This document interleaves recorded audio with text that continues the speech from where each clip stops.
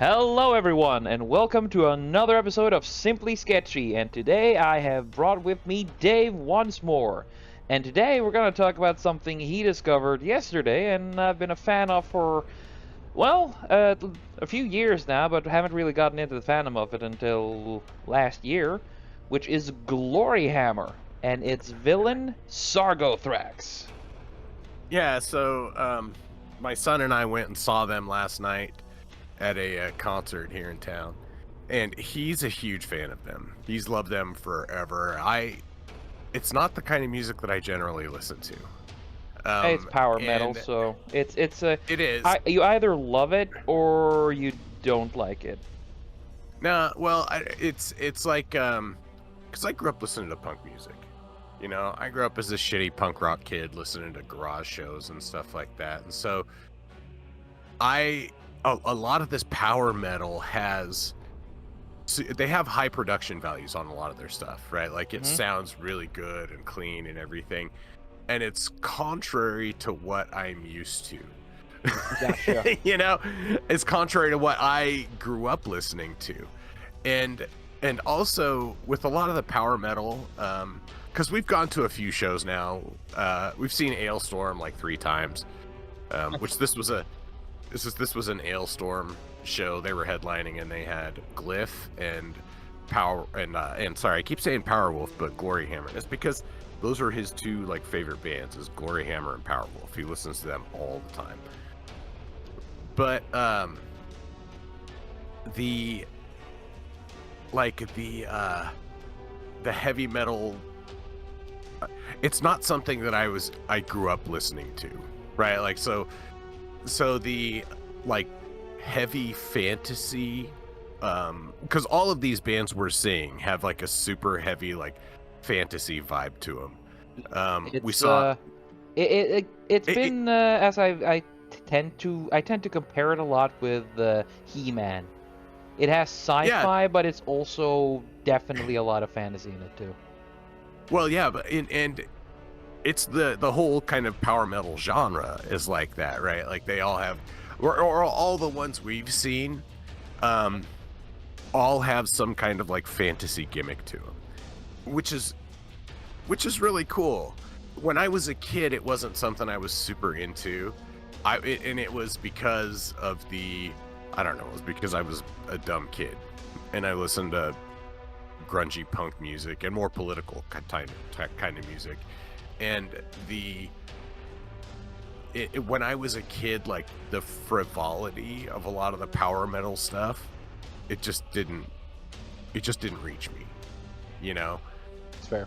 But as I've gotten older, you know, like I've come to appreciate it a lot more as I've gotten older, and I appreciate that now, the frivolity of it, the fact that it's not heavy political bullshit, that it's not, and because the punk rock scene has been co-opted by a lot of the co-op scene has been punk scene has been co-opted by weird feminists, and so The unfortunate risk of when your music is political, it's that it will take when it can easily get infiltrated by one side or another, especially when one side likes to mask itself as anti-establishment. Yeah. Well, and it's but the themes in the power metal and the performance, you know, like because these guys are coming out and playing characters and they're giving a performance. Yes. And that's not normally what you get from a punk show. Well, you know, that's what you believe, but honestly, punk show people put on more are more. They're kind of like American wrestlers, really. Well, it's what I mean. You say what you want about the kayfabe or whatnot for that, but they're not playing an overtly fantastic. I want to say fantastical, but that's not it. That's not the word. I know they're not. What you mean, but I kind of. Yeah, they're not playing an inherently fantastic character. Really, is what it is. Where they're just a pure. It's a pure fantasy, like a pure fiction, and like a fiction made out a whole cloth fiction.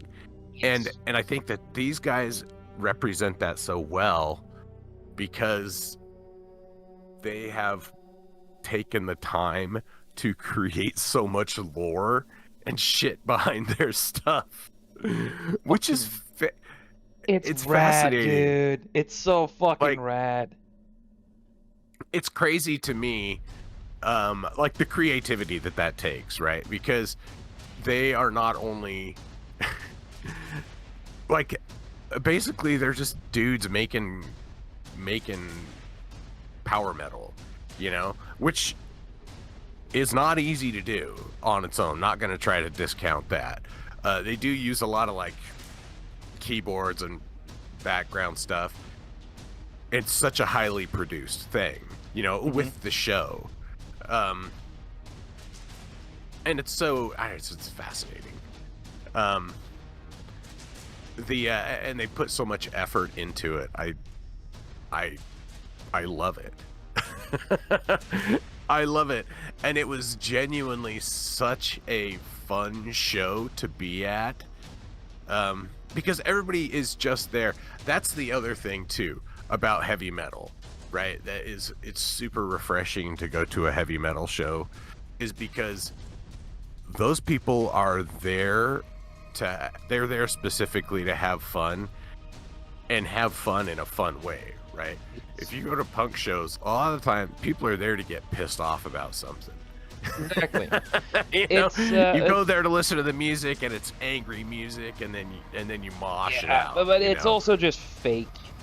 Sorry, I've become so disillusioned by punk because it's just at least at least power metal is fantasy. At least it doesn't pretend to be real.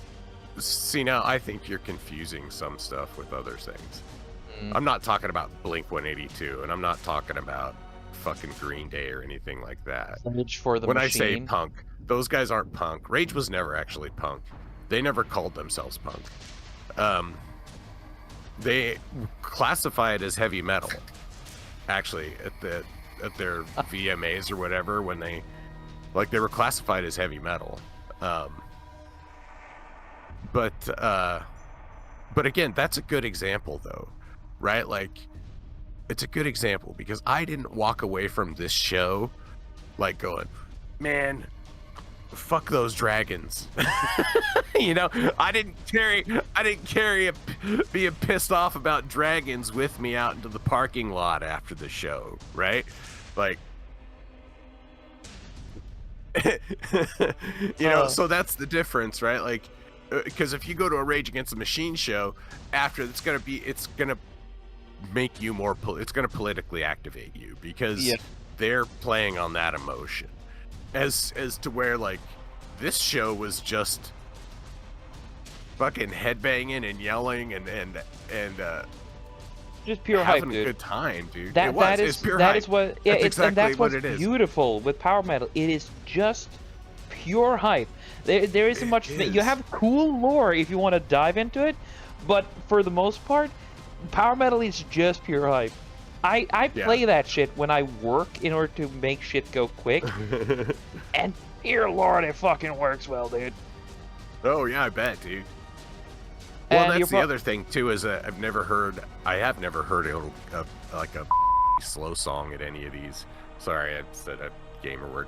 I haven't heard any of these really goofy slow songs at any of these power metal shows, right? Like, they don't try to, because if you go see, even if you go see Metallica, they're gonna play a bunch of their good songs, and then at some point they're gonna play one which is going to slow everything down. They're going to play Unforgiven or something like that, just to slow everything down and bring the tempo down, right? Yeah, they tend to do that.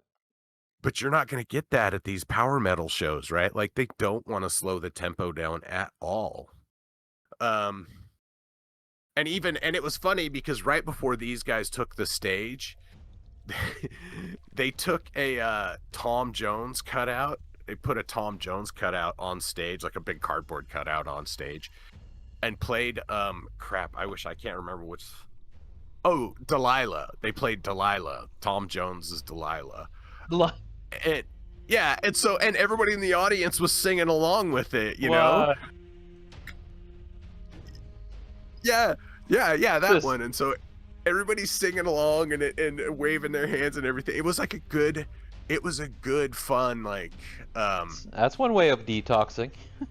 that was a good atmosphere, right? Like it was hilarious, and everybody was into it. Everybody was having a good time, and like that's what I really like about concerts, anyways, is because when you're there, everybody's there to have a good time, unless you're a butthole, and then that's your own problem. But for the most part, like everybody there is there to have a good time, and Right. these guys put on like such a good high energy and an entertaining show. It was it was fun, Oh yeah. and even I can try to be like this jaded grumpy hater like I have been and usually am, I know. but instead I just accept and embrace it for what it is. Yep. And have a good time. Because it was honestly it was fun. It was super fun. And at some point, I was telling you before the stream, at some point there was a dude in a goblin suit came out and was carrying the hammer, the Gloryhammer, and he like made the thing like he's taking it from him, and the goblin just kind of, he throws it to him, but it looks like he pulls it away from him. They do, like they're not just musicians, right? They're performers, and they're actually performing like a full routine. And Some dude, I fucking love it. yeah, and I think it must be, as a performer, that's probably got to be nice, right? Because these guys are all dressed up and everything. When they walk off that stage, they don't have to be this person anymore, right? When they take that makeup off, they don't have to be that person anymore. They can just be their regular dude. They don't have to. So it's a good way to. It would be a good way to help you separate yourself from your work too. You can turn it on and you can turn it off, unlike every other artist who has to keep their persona on at any single time and can't Right. relax in any way. Right. Well, see, and that's why I was attracted to like old school punk music, like Johnny Rotten. That guy is the most real dude, and he is always keeping it real. But that's but that was the ethos, that was the punk skinhead ethos back then. You're just keeping it real. You're working hard, and you just want what you get. I don't know. I'm gonna get into that, but the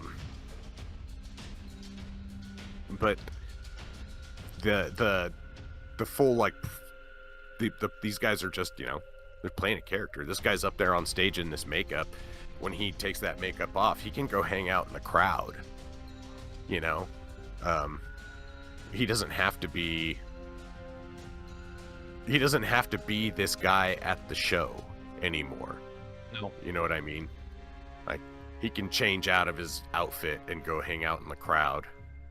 And so that's got to be kind of nice in a way. Oh, It's got to be kind of liberating. you get kind of crazy if you can't turn it off. Yeah. And their stage set was really cool. Like, their drum kits are always so crazy. And it's so fun to watch the drummers, I think. Just like I just watch them. So really what it is I watch the drummers to see if they use all of the drums or if they just have some there for show. Right. And these guys they were all pretty good last night. They were all really good about using their, even though they didn't like I think the guy from Ailstorm had probably the biggest kit. And there were a few on there that he didn't use much, but he did use them. More for show and in case to get creative. At least that's what I hear. It's Yeah, better. yeah, I think the mentality is better to have it and not need it than need it and not have it. Yeah. And dude, I had a buddy growing up that was a super in high school that was a super good. He was a crazy good drummer. And watching him do like a wild drum solo is fascinating. It is. Right? Like it's entertaining. I think the drummers I mean, first off, you very rarely see a fat drummer. Like most of the drummers are ripped as hell Oh yeah. because they are doing the most physical. They have the most physical job on that stage. Um, and so, although I have seen some fat drummers, and not to say that they were bad, but they weren't like the most active drummers. But the production value and like all the music and everything on these they're with the double drum and everything. It's like they're with the double bass. It's cool to watch it because they're just going off. They're having a lot of fun when they do that. So also, I'm essentially forced Dave to listen and watch my favorite music videos from Gloryhammer before he started. And one is basically the one dedicated to the main villain, Zargothrax, called Keeper of Celestial Flame. I recommend everyone listening here or watching this video to go on YouTube and look at the animated music video of it. It is fucking awesome. It's pretty it's pretty dope. It looks like a Samurai Jack episode, really. I was thinking about it's like, oh, it's what it looks like, Samurai Jack animation. It's really good. Well, and that's another thing is like it shows the creativity of the fan base that they want to do stuff like that or that they can do stuff like that. And then also, you know, these guys have given them the Go ahead. the material to do it. Yes. You know, like it's just the go ahead, but the material, like given, because otherwise, like it would be nothing without the material. You know, so it's yeah, and I'm so impressed by the lore they've built. They've got enough lore. The Dundaxian Codex. That's their their fandom. It's so cool. They have a whole ass wiki about the lore, and there's so many. It goes through so many years, and it is all of this is happening in sort of like a He-Man version of. I don't know. That's the best way I can explain it. He-Man version of Scotland. Yeah. Because all of this is happening in sort of like space Scotland in Dundee. I think the Celestial Flame is of Abernathy or something. Yeah. So The Celestial Frame. I'm looking at this guy's wiki right now. Yeah, and he is the evil wizard hell-bent on the destruction of the entire McFife bloodline. After Prince Dundax destroyed his home to build the city of Dundee, he met his end twice. Once in 993 AD in the Terror Vortex dimension at the hands of Angus McFife the 8th. Or no, that's the 13th. And again in Universe 38B in 1024 at the hands of the Star Lords. Like, dude, this is just a fucking power metal band. It's so hilarious, and it's so smart because this then gives them material to make music about, right? Like, it's like they get to role play their own. It's like they're role playing a D&D campaign through their music. And I will admit, I am so tempted for my next freaking next time I play Elden Ring, do a full playthrough of it. I'm gonna make Zargothrax. You could make a pretty wicked freaking like with the Knife of Evil. You do an intelligence. Basically an int / faith scale, faith build. Well, yeah, you could also use the I guess I don't know. I guess what you want depends on what you want to use for the knife of evil. Oh, that would be the oh, fuck. You know the black The knife? Yes. Yeah, yeah. I was gonna say it was a black knife. Yeah, but then that because yeah, crap. Doesn't that scale on arcane? No, it scales on faith. So I basically Does just it? need. Oh yeah, there you go. I just need faith and intelligence, because that's also what the death magic scales with, which Zargothrax yeah. is a necromancer, so that works perfectly. Yeah. There you go, dude. Yep. So that's basically what the. And I show them both music videos as well. So I showed them also the one of the robot prince of Octartool. Yeah. That's the other music video of him. Again, watch that shit, because that one also fucking slaps. Yeah, here's the biography in the wiki. Zargothrax was not always evil. He was born to a humble family of basket weavers in 1031 BD and learnt the basket weaving trade in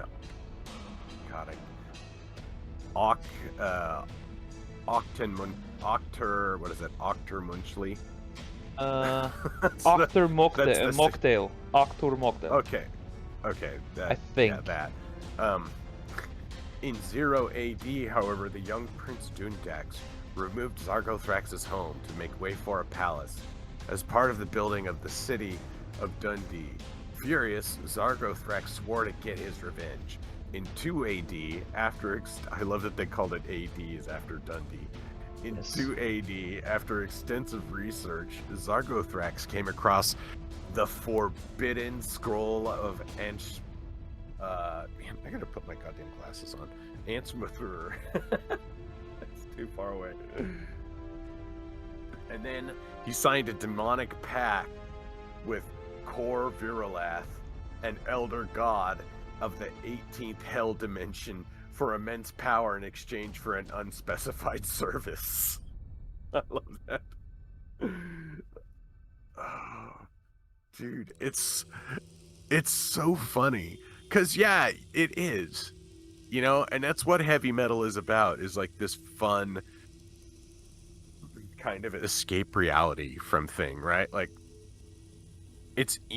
or I guess that's what this power metal. That's what power metal is about. I'm gonna say that's not heavy metal necessarily, but that's what the power metal is about. Definitely, like it's so fun. I fucking love it, and that's where it starts. Just continue reading the wiki if you will. I don't mind this being a freaking low effort lore episode. Dude. This shit fucking takes off.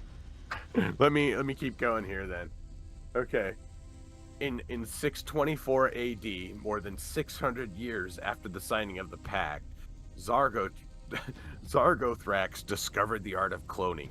He creates multiple clones of himself, among them Alpha 1, and sealed them in cryogenic stasis in the event he should perish and his vengeance go unfulfilled.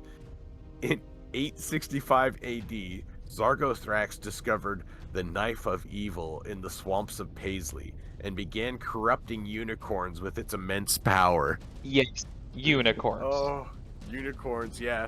They had unicorn merch there. I mean, not like, didn't have like unicorn shit, but it said unicorns on it. Like, I rode here on a unicorn or something. The unicorns there are fucking metal, by the way. That's the... They're not the cuddly kind of unicorn either. Oh my god. Okay, here we go. Tales from the Kingdom of Fife. In 992 AD, gathered sufficient forces, Zargothrax launched a sudden assault on the city of Dundee, overwhelming its defenders and quickly taking it over. He had Princess Iona MacDougall captured and frozen in a prison of ice, and forced Prince Angus MacFife I to flee.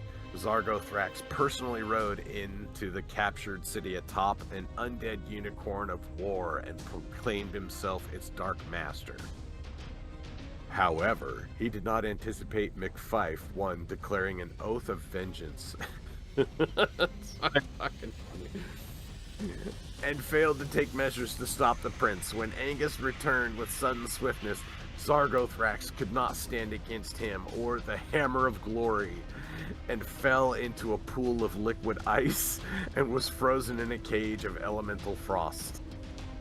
In 993 AD, his prison was removed to the fortress of Croyle, where he was guarded by the Templar Knights of Crail. Oh goodness. Okay. And then Space 1992, Rise of the Chaos Wizards. In 1827 AD, Zargothrax's crystalline corpse was moved to a new fortress located on Triton, a moon of Neptune. The Space Knights of Crail keep their guard. In 1992 AD, a cult of Chaos Wizards have learned of Zargothrax's location and launched a sudden attack. The Space Knights are defeated and the fortress is lost. The evil wizard rises from his prison of frost. Zargothrax immediately seeks out Dreadlord Myrkanos Barbax for ancient secrets, and the Goblin King provides him with a magic crystal and says that it would unlock the chaos portal to hell beneath Dundee. Zargothrax later interrogated a unicorn for the truth of the ancient crystal galaxy and ordered it to lead him to the ultimate fortress. Oh my god, dude. That shit's so fucking goofy. It's hilarious. So it makes it so fucking... It's so funny, dude. It's like, that is written by it sounds like somebody, like D&D campaign written. Or written by a kid in high school. But it's so funny. It's hilarious. And they just embraced it, dude. That's the best part of it all. Oh yeah, they love it. They just lean into it. It's so funny. Yeah. Okay. At an unspecified point in time, Zargothrax summoned a demonic army. This army he ordered to go to Mars to distract the Galactic Empire of Fife while he ventured to Earth in secret. In the ancient dwarven caverns beneath Dundee, Zargothrax placed the crystal key into the altar, summoning an unbreakable spell of protection, and began reciting a dread incantation. Ancient runes of power glowing about the portal as it begins to awaken. Only Ralathor, hidden in the shadows, witnessed this, and understood that if it was completed, the entire galaxy was doomed to fall beneath Kor Verilath. He fled Earth to Mars and informed the Hootsman and Prince Angus MacFife XIII of the danger. The Hootsman immediately returned to Earth faster than a laser bullet and self-destructed, interrupting the summoning ritual by obliterating the entire planet. Yeah, because that dude has a nuclear fucking heart, dude. Oh, that's so fucking hilarious, dude. I was not expecting that. Imagine you stand there fucking trying to summon like a demon from super hell, and then just an angry Scots dude who doesn't wear a shirt just comes screaming at you at the speed of light and blows. Good lord.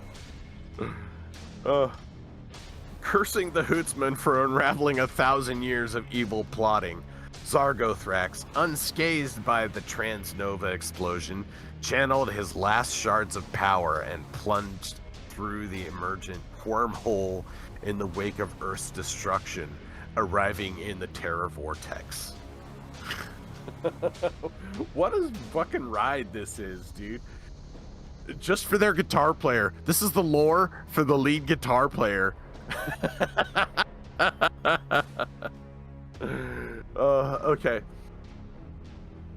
Here we go. Legends from beyond the galactic terror vortex.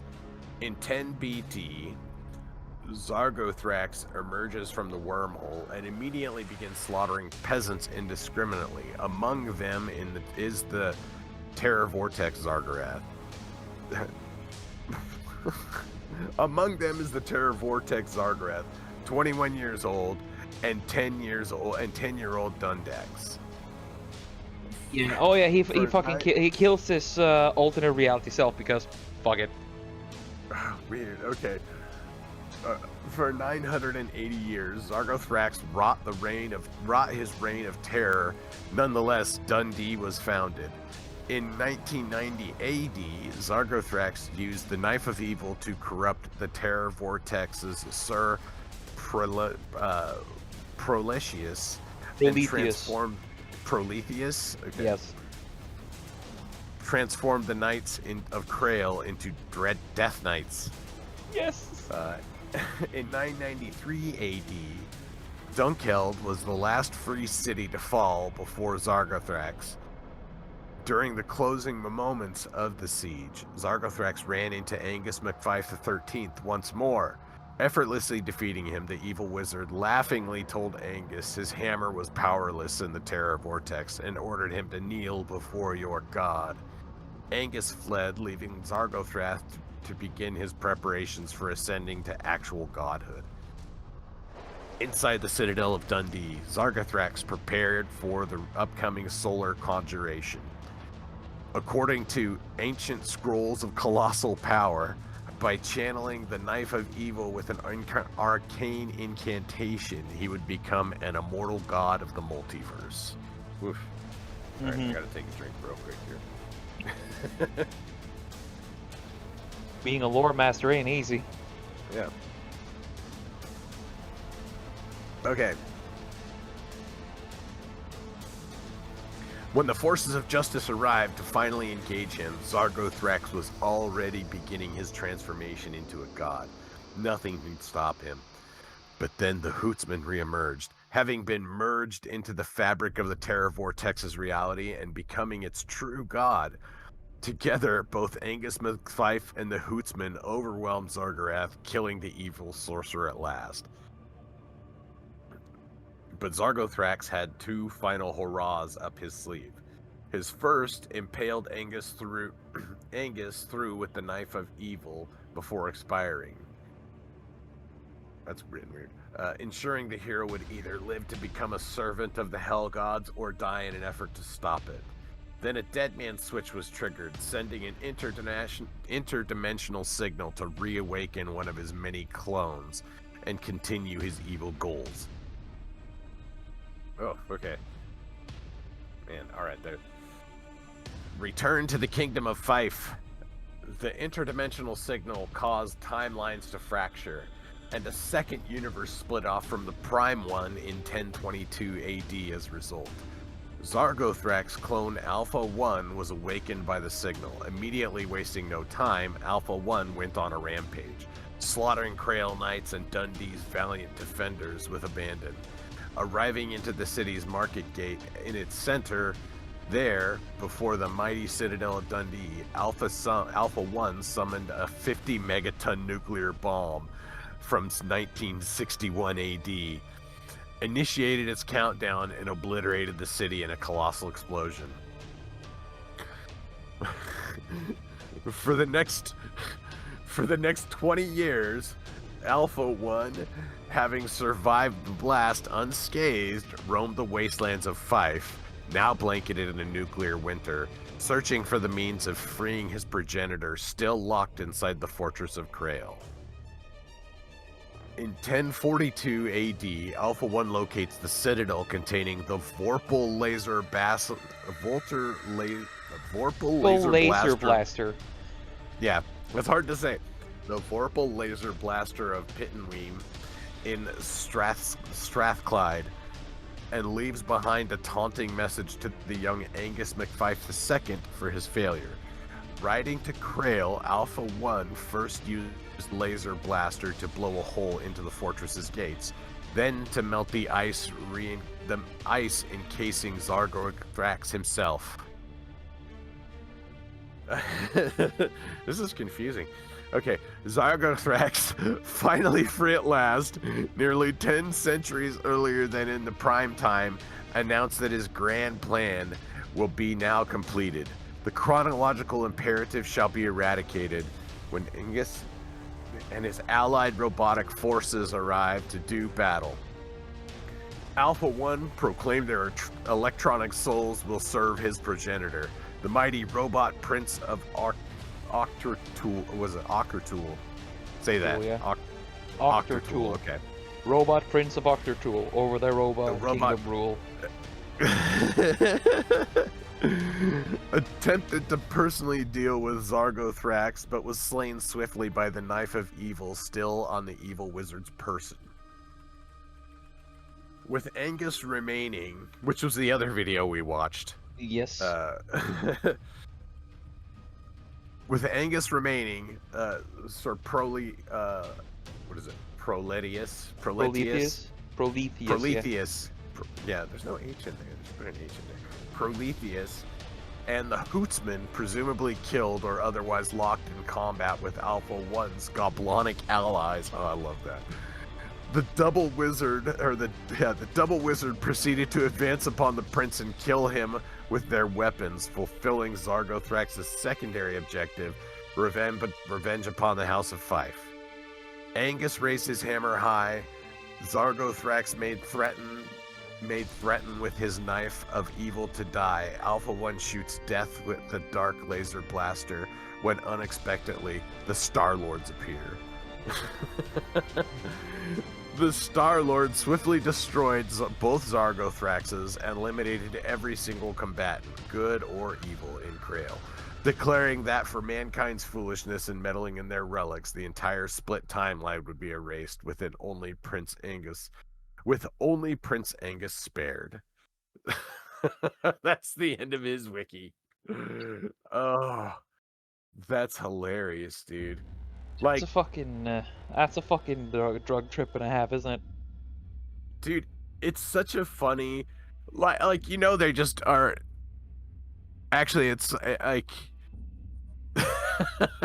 they're not even trying to be serious. I love it, dude. At first, I kind of felt like they were. Yeah, at first I kind of felt like they were trying to tell the story, like, be serious. Then after a while, it's like, oh yeah, these guys are just fully taking the piss. Oh, yeah.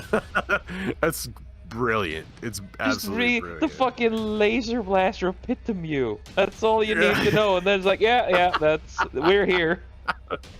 This is what we're doing. A fucking laser blaster and a knife of evil. It was an evil wizard that fights with a laser blaster and a knife. Yes. And oh my goodness. And the knife, if it stabs someone, it summons a literal opens a hell portal inside their body, letting like demonic energy possess them. That's so funny. So, and of course that shit's represented in the Robot Prince of Octertool episode, which music video in which you can say what you could see from the Robot Prince's eyes when he was stabbed. Yeah. Oh. Knifeofevil.exe. Yeah, knifeofevil.exe. That's right. Oh. But it's still what I love about the music video is still, even though the whole thing is so silly and they're taking the piss. That's the best way of describing it. But they still do it with such gleeful abandon that you just fucking dig it, man. Oh, I fucking love this shit so much. And it's hard not to have a good time at the show, right? Yeah. Like, these guys are so into it, and they're good musicians, right? Like, they're excellent musicians on top of it.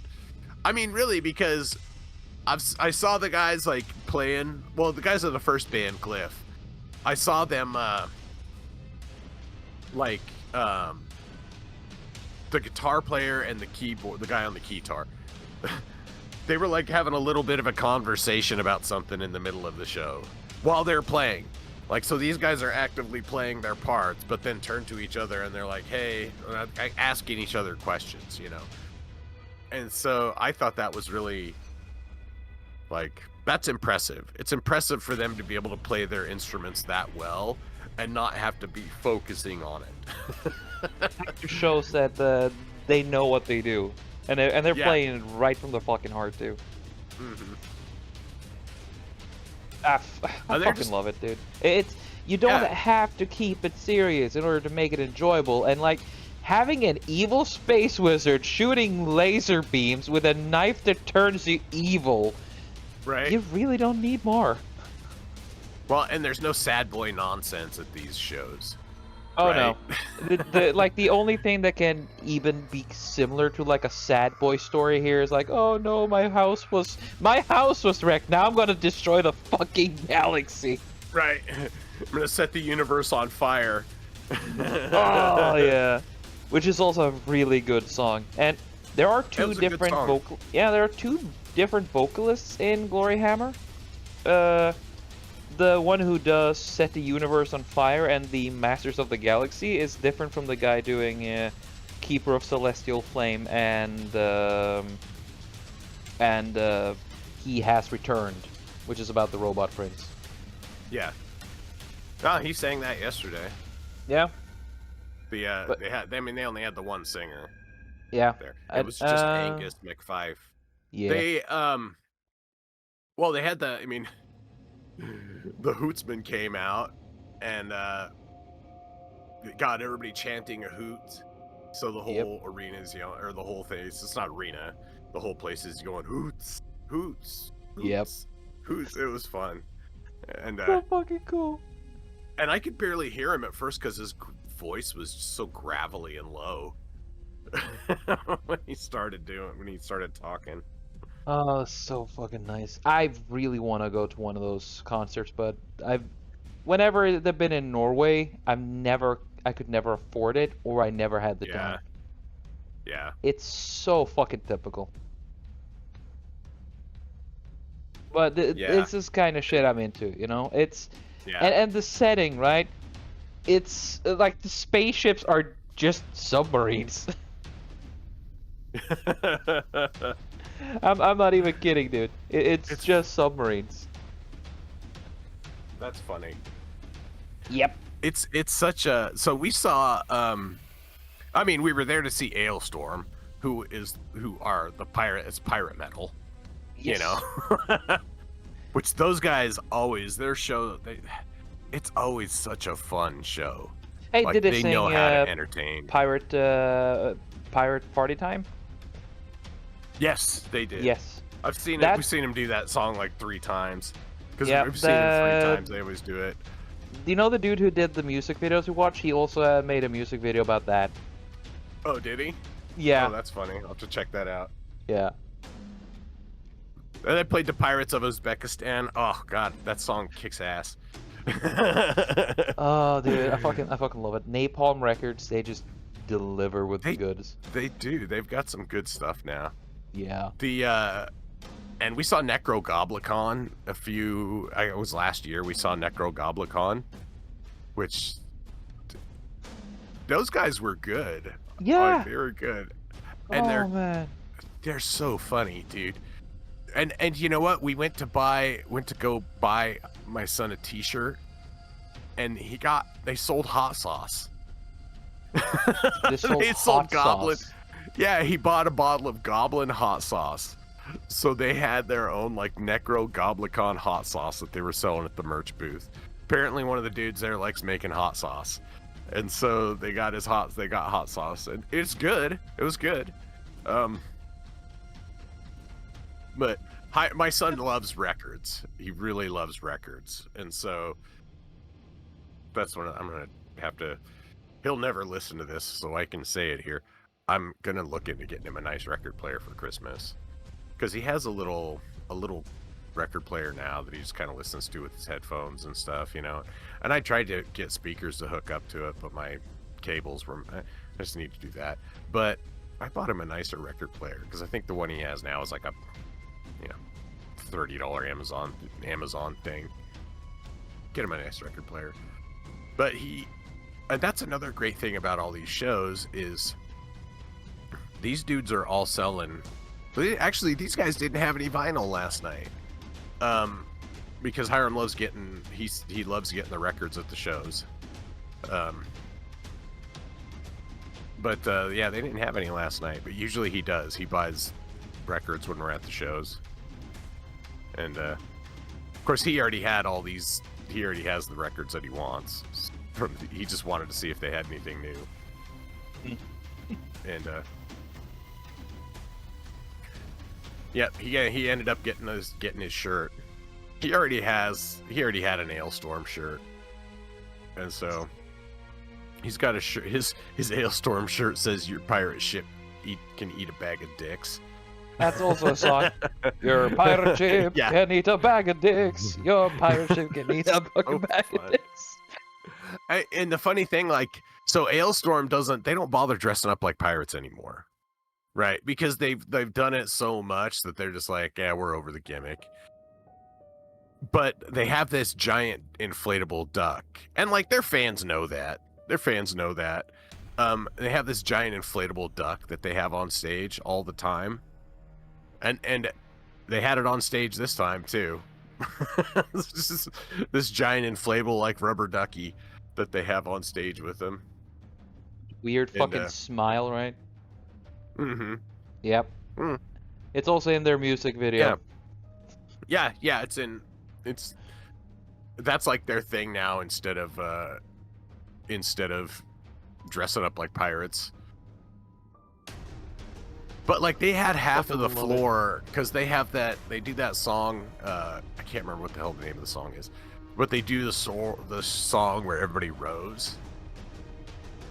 It's like everybody will sit down on I can't remember what the name of the song or what the song is, but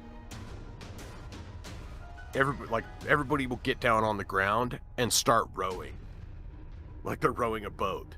Like, and so then you'll look and they'll be just like everybody sitting down on the middle of the floor, like rowing. Yep.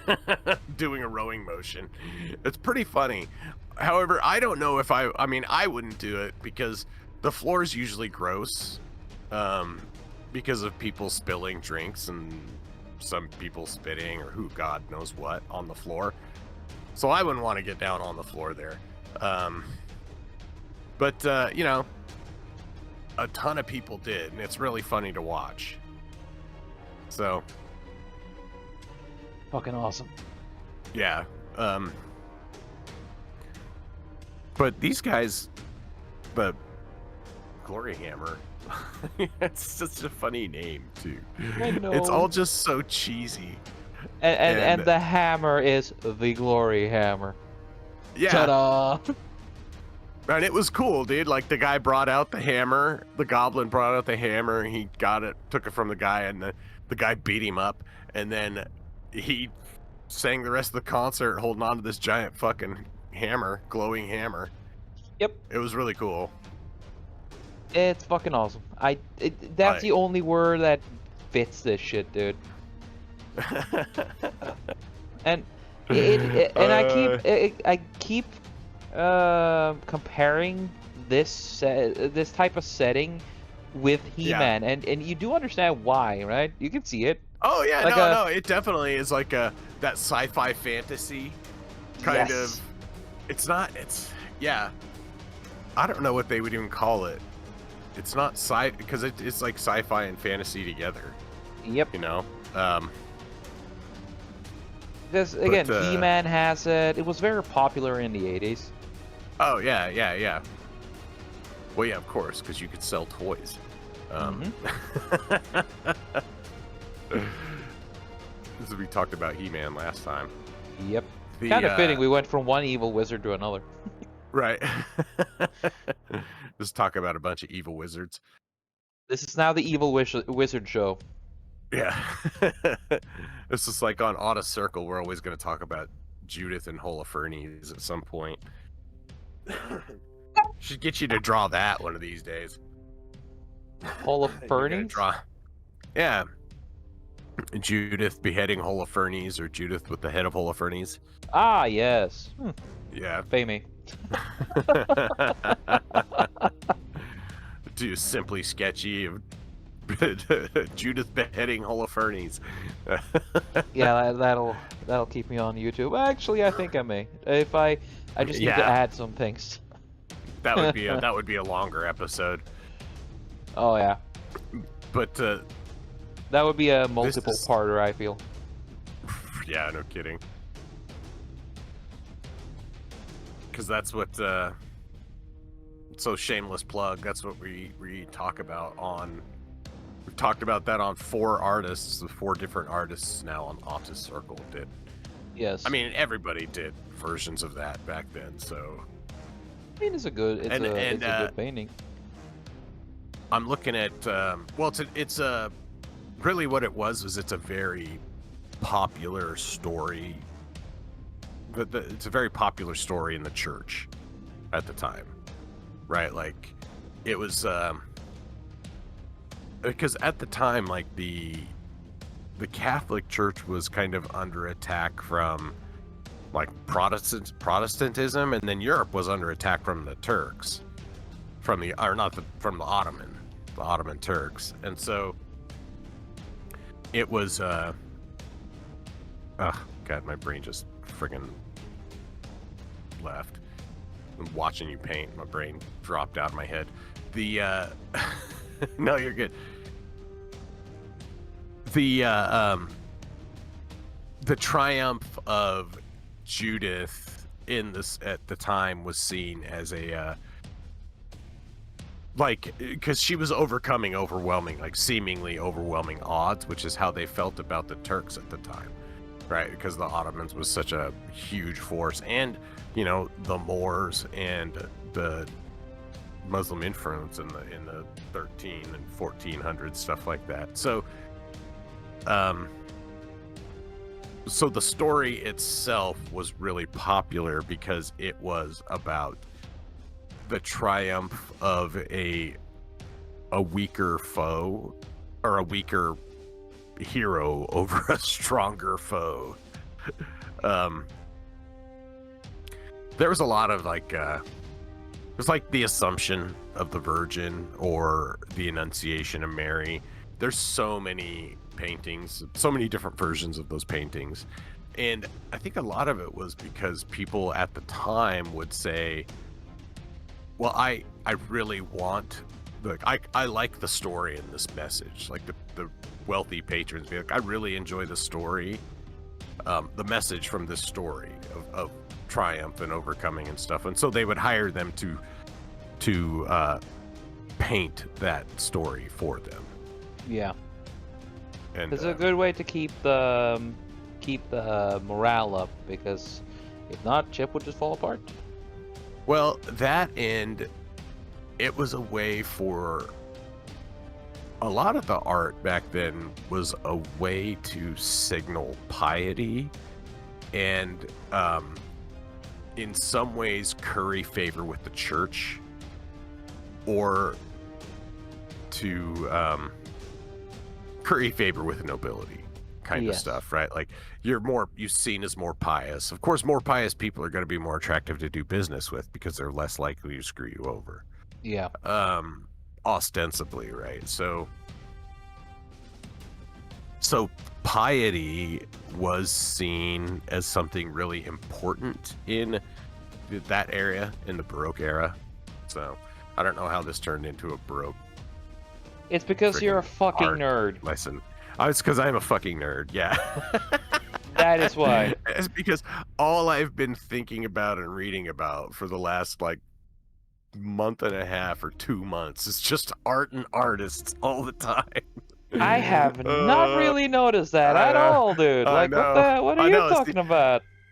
See, it's funny because the last few times that you and I have hung out, you're like, I'm gonna show these brushes. Like, you're playing and you're showing me these brushes and they're dope. I got a problem with it. But then also I'm like battering you with fucking art history bullshit all the time too now.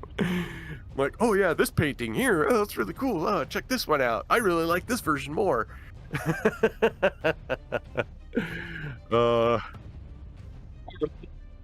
Yeah. I keep pestering you with my shit, and you keep talking to me and illuminating me on the different arts of different things. You know, I mean, what are friends for if not to share your passions with? Exactly. Right? And I guess which brings me back to the pictures here, because this is not something that I would have done on my own. Like, I wouldn't have gone out to see these guys on my own.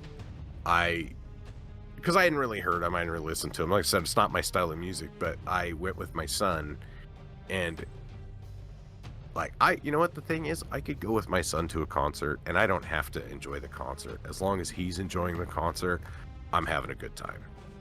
And he was having a really great time at this show. He was super into the music, and you know, I'm pushing 50. I'm a bit jaded about stuff. I've been to more concerts than I could possibly count. And like, I've seen artists multiple times, and I don't remember even seeing them once.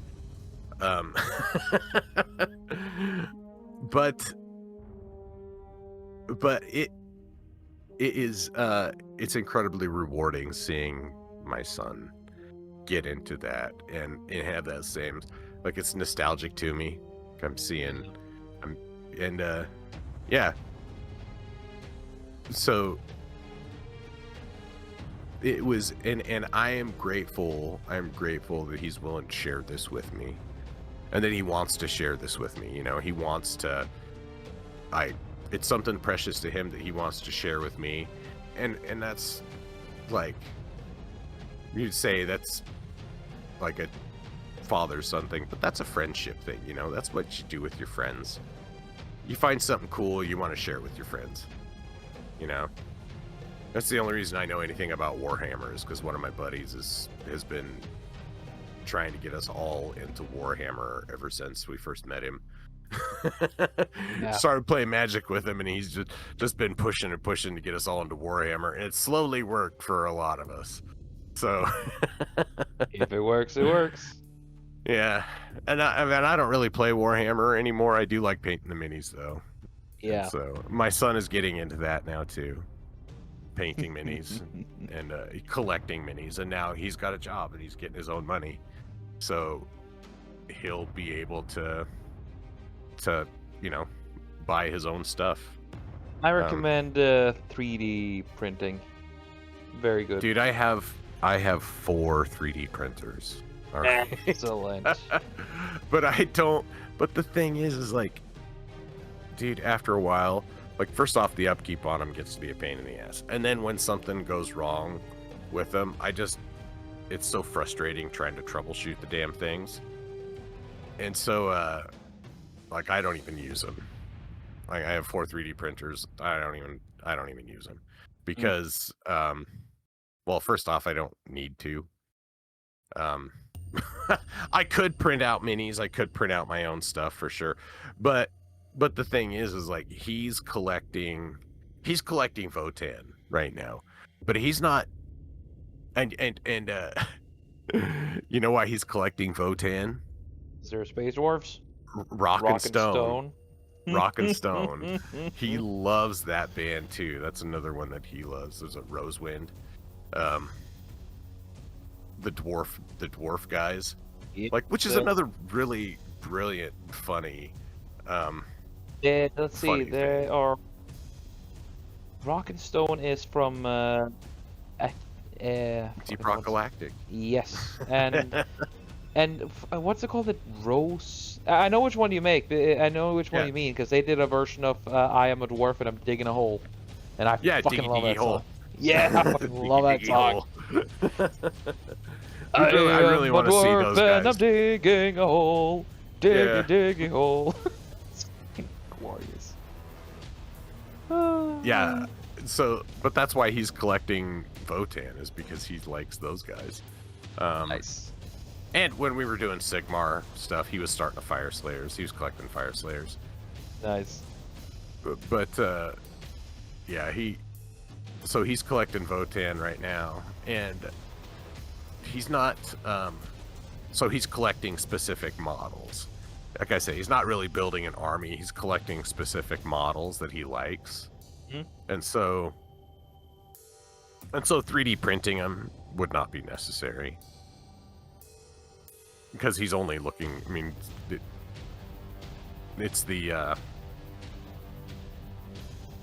it defeats the purpose of getting just the models that he likes. Mm-hmm. You know what I mean? Like, he's only collecting the specific Games Workshop models. Ah, So, yeah. Personally, I do not condone Games Workshop at all. They have done too much shit. they have. But, yeah, but they, you know, I mean, fan-made product. Their fan-made models are just better too. yeah. And he's 17, and so he's allowed to make those decisions for himself. Oh, he is. It's his money, and if he can find some of the older versions, oh, those are nice. Oh yeah, and so I mean that's I don't buy any Games Workshop models anymore. My friends, I actually have like 3 Kill Team models, or Kill Teams I just need to put together and paint, that are like all Nurgle. Oh yeah. Because my buddy's got me. He's got my wow, yeah, my buddy gets them for me for my birthday. So he's gotten me 3 of them for the. Let's think about that. Shit, it's been the last 3 years. He's got me one each one for my birthday, which is funny. That's fucking cool. And I just have, a great pile of shame that I need to work through. Oh yeah, all about that one. So, The great artist pile of shame. yeah. It makes your Steam library look small, doesn't it? Oh god, dude. Well, especially when you like have so many minis, unpainted minis floating around, Yeah. Or I have a few that I still need to put together too. And yeah, I just it just grows if you don't. But I'm starting to we're starting to get back into doing more. We're going to start doing paint nights again.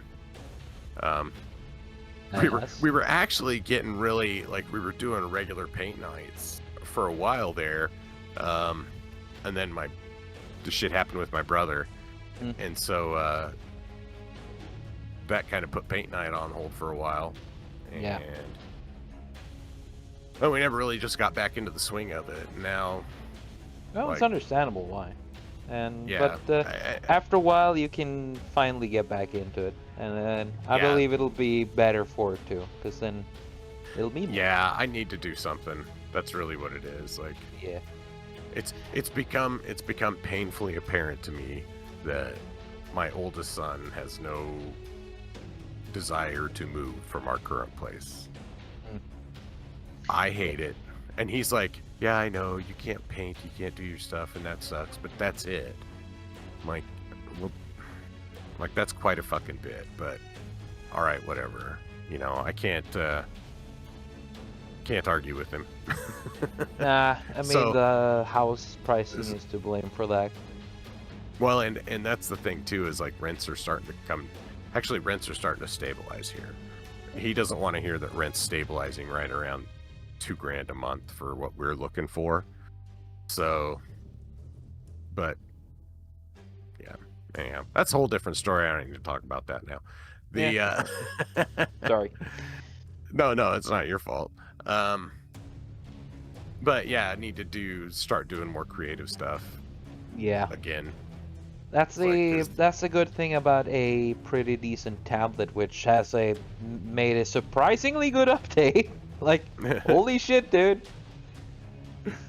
So yeah, That's wild that's just a free update and you didn't have to pay for it. Nope, just pop up out of nowhere. It's like, hey, you got a big ass update, and it was like, okay, so Dave is getting some food. Might as well just wait, and boom! Hey, you got a new fucking library. Have fun, and fun I had. Here's the question though: was it always available to you and you just never took advantage of it, or no, was it? It's a completely new. It's a brand new thing. Man, that's crazy, dude. This is the Pro Grade library. Yeah. This is a classic. Okay. So it's still it's a have whole brand new library. Everything from the old one. Oh yeah, I know. You showed me that too. Yeah. It's fucking awesome.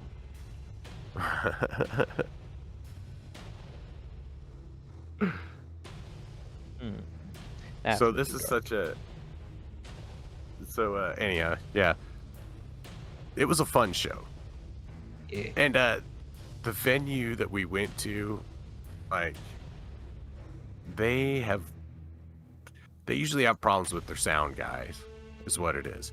It's Mhm. not the biggest venue, it's not the best venue, but for some reason they have struggled with their sound dudes.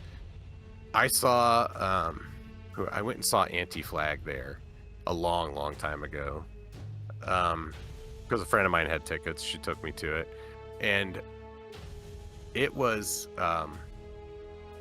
like their sound was so bad that they kept getting feedback on the mics.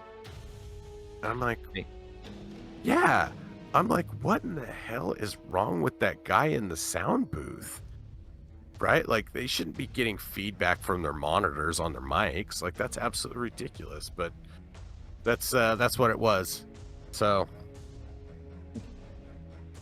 but they were okay. So, when the first band, Glyph, when they first started playing, it's like, okay, this sounds good. And then the singer came out, and she starts trying to sing, and she was so quiet. I was like, oh great, it's gonna be one of those. It's like where they messed up the mic monitor for her, or the mic vocals, the vocals for her mic. They Mhm. had to turn down, but then they turned it up like right away. Like they realized their mistake right away and fixed it. I was like, That's oh, good. thank goodness. Thank They're not goodness, because I was completely useless. right. And I've been to a couple of shows where the bands flame the sound people. Blame Which them? it was pretty, yeah. So we went to I can't remember which one this was. This may have been the Brew Fest or something. They had some pirate themed beer punk rock festival here a while back. And we were waiting to see, I think we'd just seen the Interrupters, and we were waiting to see Less Than Jake.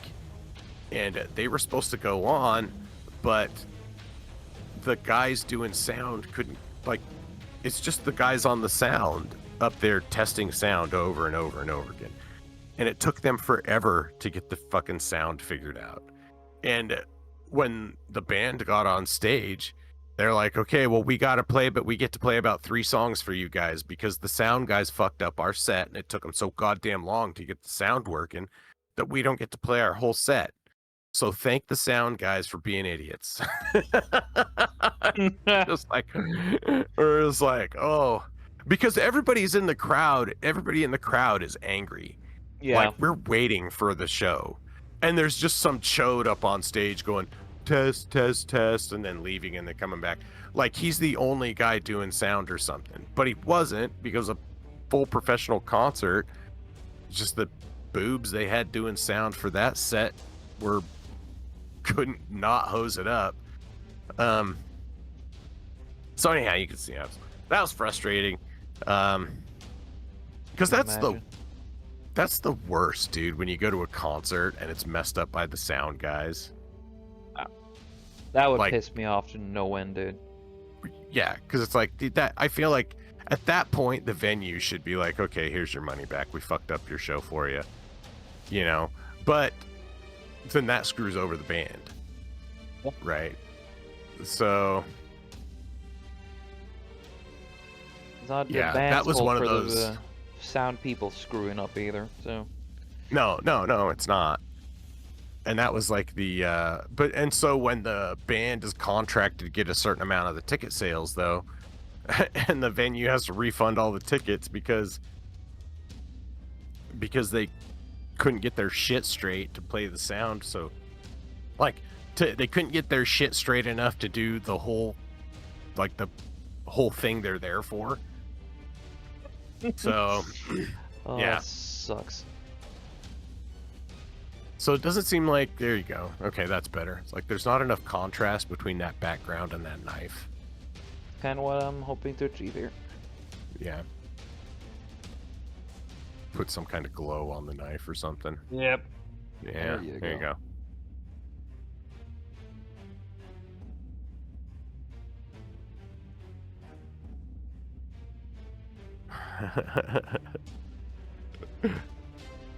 Oh, fucking hell.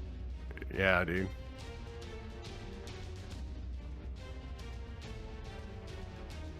I wonder So- if this works. That looks cool. Yeah. Double wizards. There you go. Yeah.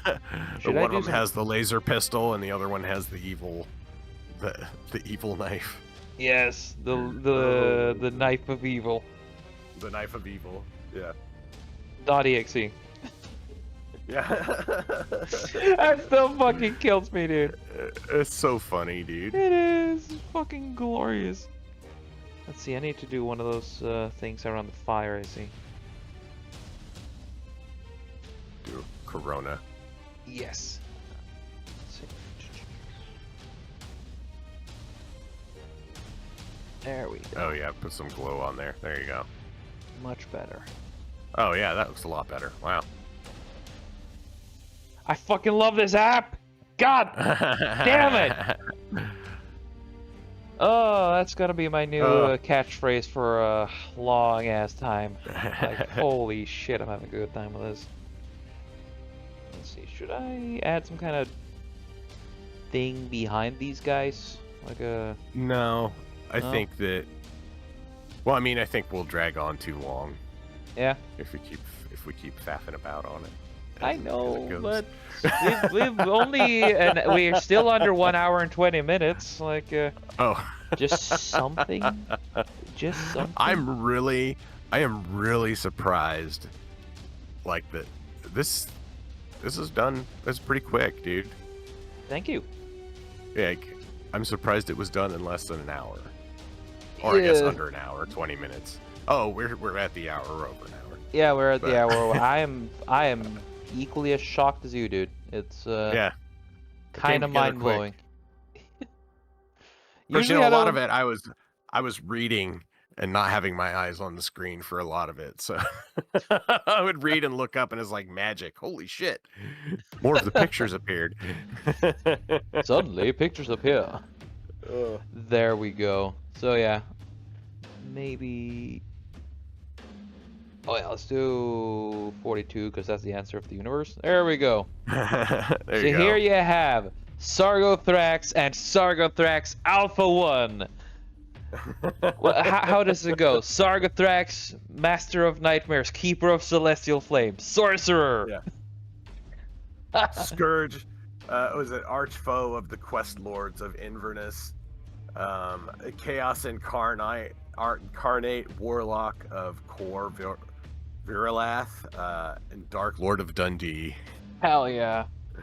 And an evil lies in his brain, as the song says. Seriously, guys, just listen. Just go find a music video. It's fucking awesome, and just listen to it, because I like to listen to it whenever I need to get shit done at work, and it Yeah. works every single time. Yeah. Oh, it is.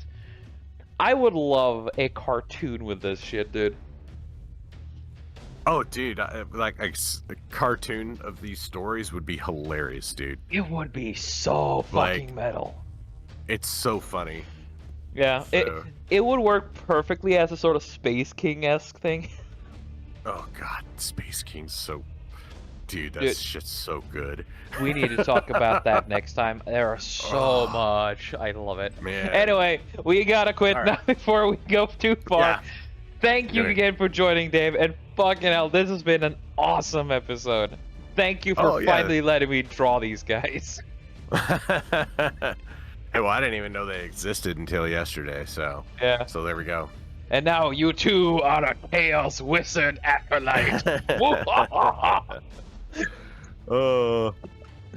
And of course, a big thank you to Besic, who's gonna sit through all of this, edit it, find funny pictures, and write whatever snappy commentary he wishes under here. And Gonna bleep out also, our gamer words. oh yeah, he's gonna have a good time with that. Unless he feels really, really crossed with me, and then he's gonna leave it in, and YouTube kick my ass for that. I am merely living on Besic's behest. It's a symbiotic relationship in many ways. And of course, a big thank you to Robert Renato for letting me use his music all the time. You'll find links to both Dave's channel, Besik's channel, and Robert's channel in the description down below. And of course, to everyone who's taken time out of the day to listen and or watch this video, thank you very much for taking time out of your day. I really appreciate it. Again, thank you, Dave, for joining me here, and I'm looking forward to next time. Goodbye, everyone. Chat away, folks.